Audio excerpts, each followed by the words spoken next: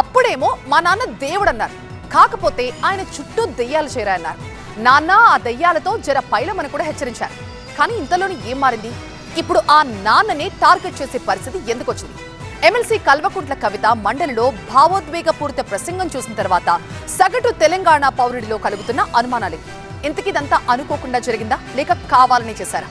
కవిత ప్రసంగ పాఠం ఏం చెప్తోంది? లక్ష్యం మారిందా? వ్యూహం మారిందా? నాడు నాన్న కుచ్చి, నేడు మాటలే గుణపాలై గుచ్చి. పెద్దల సభలో కవిత చేసిన పెద్ద ప్రసంగమే ఇప్పుడు తెలంగాణ రాజకీయాల్లో పెద్ద ముచ్చట. గతంలో ఎమోషనల్ గా ఆమె ఎన్నైనా మాట్లాడుండొచ్చుగాక, కానీ ప్రత్యేకంగా ఇప్పుడు చేసిన ఎమోషనల్ కామెంట్సే రకరకాల చర్చకు కారణమవుతున్నాయి. ఈసారి బీఆర్ఎస్ మాత్రమే కాదు, ఆ పార్టీ అగ్రనేతలు కాదు, అధినేతే టార్గెట్ గా విమర్శల బాణాలు, ఆరోపణలు బుల్లెట్లు విసిరారు అన్న గుసగుసలు గులాబీ వర్గాల్లో వినిపిస్తున్నాయి. ఇన్నాళ్లు బావను, అన్నయ్యను టార్గెట్ చేసిన ఆమె ఈసారి ఏకంగా తండ్రినే బోనులో నిలబెట్టేశారు అన్న వాదన వినిపిస్తోంది. కేసీఆర్ గారే పదే పదే ఈ మాట చెప్పారు. ఉమ్మడి రాష్ట్రంలో మనకు కాంట్రాక్ట్ వ్యవస్థ వచ్చింది, మరి కాంట్రాక్ట్ ఎంప్లాయీస్తోని, అవుట్సోర్సింగ్ ఎంప్లాయీస్తోని దేశానికి నష్టం జరుగుతుంది, రాష్ట్రానికి నష్టం జరుగుతుంది, అందరికన్నా ఎక్కువ తెలంగాణ యువకులకు నష్టం జరుగుతుందని చెప్పారు అధ్యక్ష. ఆనాడు వారు సరదాగా ఒక మాట అనేవాళ్ళు, అందరికీ కాంట్రాక్ట్ పోస్ట్ ఉంది, మరి ముఖ్యమంత్రికి కూడా కాంట్రాక్ట్ పోస్ట్ ఉంటుందా అని చెప్పి ప్రశ్నించేవారు అధ్యక్ష. కానీ తెలంగాణ వచ్చిన తర్వాత 10 ఏళ్లలో కూడా కాంట్రాక్ట్ వ్యవస్థను మనం రద్దు చేసుకోలేకపోయినాం అధ్యక్ష. అది కాకుండా అవుట్సోర్సింగ్ ఎంప్లాయీస్, అవుట్సోర్సింగ్ వ్యవస్థను పెంచి పోషిస్తూ పోయినాం అధ్యక్ష. బాధతో, చాలా ఆవేదనతో నేను ఈ మాటలు చెప్తా ఉన్నా అధ్యక్ష. ఈ మాటలకేంటి అర్థం? దేవుడు లాంటి నాన్నను ధిక్కరించినట్టే కదా. 10 ఏళ్ల పాలనలో కాంట్రాక్ట్ ఉద్యోగులను గత ప్రభుత్వం క్రమబద్ధీకరించలేదని క్లియర్ గా చెప్పేసినట్టేగా. గతంలో తన తండ్రి అన్న మాటలను ఉదహరించి చెప్పడమంటే కేసీఆర్ ను దెప్పి పొడవటం కాక మరేమిటి అన్న వాదన తెరమీదకొస్తోంది. ఇవాళ ఆనాడు బాధపడ్డా, ఇవాళ నేను సంతోషపడతా ఉన్నా అధ్యక్ష. ఎందుకంటే అధ్యక్ష, ధర్నా చౌక్ రద్దు చేయడం అనేటటువంటిది ప్రజాస్వామిక హక్కుల్ని కాలరాయడంలో మొదటి మెత్త అధ్యక్ష. ఆనాడు ఇంటర్నల్గా ఎంత ప్రొటెస్ట్ చేసినా కూడా రాష్ట్రం వచ్చింది, ఇప్పుడు ధర్నాలు ఎందుకు, దరఖాస్తులు లేవు, ధర్నాలు లేవు, అన్ని పనులు చేసి పెడతామని చెప్పుకుంటూ వెళ్ళడం జరిగింది అధ్యక్ష. ఈ వ్యాఖ్యల అంతరార్థమేంటి? ధర్నా చౌక్ తరలించే ప్రయత్నం అన్యాయమైనదేనంటూ నాటి ప్రభుత్వ నిర్ణయాన్ని, దాని అధినేత కేసీఆర్ ను కవిత తప్పుబట్టినట్టేగా అంటున్నారు. ప్రభుత్వంలో జరుగుతున్నటువంటి అవినీతిని ఎప్పటికప్పుడు నేను వారి దృష్టికి తీసుకెళ్లడం జరిగింది అధ్యక్ష. అమరజ్యోతి నుంచి మొదలు పెట్టుకుంటే అధ్యక్ష, అంబేద్కర్ విగ్రహం దగ్గర నుంచి మొదలు పెట్టుకుంటే అధ్యక్ష, సెక్రటేరియట్ నుంచి మొదలు పెట్టుకుంటే అధ్యక్ష, కలెక్టరేట్లలో కూడా తీరని అవినీతి జరిగిన మాట ముమ్మాటికి వాస్తవం అధ్యక్ష. దీనికి పెద్ద ఉదాహరణలు సిద్దిపేట, సిరిసిల్లలో కట్టినటువంటి కలెక్టరేట్లు 2 వచ్చినటువంటి మొదటి వర్షానికే 2 కూడా మునిగిపోయినాయి అధ్యక్ష. ఈ వ్యాఖ్యల సారాంశమేంటి? 10 ఏళ్ల పాలనలో రాష్ట్రాన్ని అద్భుతంగా తీర్చిదిద్దామని బీఆర్ఎస్ నేతలు చెబుతుంటే, అబ్బే అంత సీన్ లేదు అన్నట్టుగా కవిత కొట్టిపారేసిన తీరు గులాబీ వర్గాల్లోనే కాదు, మిగతా రాజకీయ వర్గాల్లోనూ చర్చనీయాంశమవుతున్నాయి. 10 ఏళ్లలో విపరీతమైన అవినీతి జరుగుతుంటే కేసీఆర్ చూస్తూ ఊరుకున్నారు అన్నట్టుగా కవిత మాటలున్నాయి అన్నది బయట వినిపిస్తున్న ముచ్చట. ఉద్యమకారుల విషయంలో తీరని నిర్లక్ష్యం గురైంది అధ్యక్ష. అనేక సందర్భాల్లో నేను పార్టీ నాయకులని, పెద్ద నాయకులను కూడా అనేక సందర్భాల్లో అడిగిన అధ్యక్ష.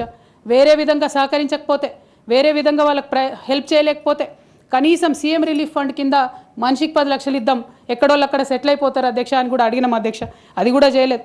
43 లక్షల మందికి పెన్షన్లు ఇస్తున్నామని గర్వంగా మనం చెప్పుకుంటున్నాం. ఉద్యమకారులు కాన్స్టిట్యున్సీకి 1000 మంది కూడా ఉండరు. ఆ 1000 మందిని పట్టుకుంటే ఇంకో 1,00,000 మందికి ఎక్కువైతుంది. వాళ్ళకు ఒక పెన్షన్ ఇస్తే వాళ్ళకు ఒక గుర్తింపులాగా ఉంటుంది, గౌరవంగా ఉంటుందని అనేక సందర్భాల్లో చెప్పినాం అధ్యక్ష. అది కూడా చేయలేదు అధ్యక్ష. ఉద్యమ సారథి పుత్రికగా కవిత చేసిన ఈ కామెంట్స్ అర్థమేంటంటే మాత్రం అర్థమైనోళ్లకు అర్థమైనంత. ఉద్యమ పార్టీగా మొదలై స్వరాష్ట్రంలో అధికారం దక్కించుకున్న బీఆర్ఎస్ ఉరఫ్ టీఆర్ఎస్ పై 10 ఏళ్ల పాటు మారుమోగిన ఆరోపణ ఇది. ఉద్యమకాలను దూరం పెట్టి ఉద్యమ ద్రోహులను అక్కున చేర్చుకున్నారంటూ పెద్ద అపవాదును కేసీఆర్ మోశారనుకుంటే అది అపవాదు కాదు, నిజమే అన్నట్టుగా ఇప్పుడు కవిత వ్యాఖ్యలు ఉన్నాయనే చర్చ జరుగుతోంది. టీఆర్ఎస్ నుండి బీఆర్ఎస్గా మారుస్తామనేటటువంటి ఒక కీలకమైన నిర్ణయం తీసుకోవడం జరిగింది అధ్యక్ష. ఆనాడు కూడా ఆ మీటింగ్ నేను అటెండ్ అవ్వలేదు అధ్యక్ష. నేను ఒప్పుకోలేదు, ఈ పేరు మార్పుకు ఒప్పుకోలేదు, నేషనల్ పాలిటిక్స్లోకి వెళ్ళడం కూడా నేను ఒప్పుకోలేదు అధ్యక్ష. అంటే ఒక మాట అధ్యక్ష, ఇట్లాంటి హౌస్లో చెప్పొచ్చో లేదో కానీ తెలంగాణలో ఏం పీక్ కట్టలు కట్టినామని నేషనల్కి పోయి చేస్తాం అధ్యక్ష. మనం ఎన్ని పనులు మిగిలినాయి అధ్యక్ష తెలంగాణలో చేయాల్సినవి? 2 పెద్ద రివర్స్లో, ఒక పక్క గోదావరి, ఇంకో పక్క కృష్ణ, 1,89,000 కోట్లు ఖర్చు పెట్టినాం అధ్యక్ష. కొత్తగా ఇచ్చిన ఆయకట్టు ఎంత అంటే 14 లక్షల ఎకరాలు అధ్యక్ష. ఇక ఈ మాటకైతే మరో అర్థమే లేదు. టీఆర్ఎస్ ను బీఆర్ఎస్ గా మార్చడం ఇష్టం లేకుంటే లేకపాయే, కానీ ఇక్కడేం పీకారని జాతీయ రాజకీయాల్లోకి వెళ్దామనుకున్నారు అంటూ ఆమె చేసిన వ్యాఖ్యానాలే వెరీ సాడ్ అంటున్నాయి గులాబీ వర్గాలు. ఇవి ఏకంగా కేసీఆర్ ను టార్గెట్ చేసిన ముచ్చట్లేనన్న వాదన వినిపిస్తోంది. గతంలో ఫెడరల్ ఫ్రంట్ కోసం రాష్ట్రాల పర్యటనకు వెళ్లినప్పుడు ఆయనతో పాటే చాలా మీటింగ్లు షేర్ చేసుకున్న కవిత ఇప్పుడిలా మాట్లాడటమే చర్చనీయాంశమవుతోంది. కవిత టార్గెట్ చేసింది బీఆర్ఎస్ ను మాత్రమే కాదు, స్వయానా తన తండ్రినే అంటున్నాయి గులాబీ వర్గాలు.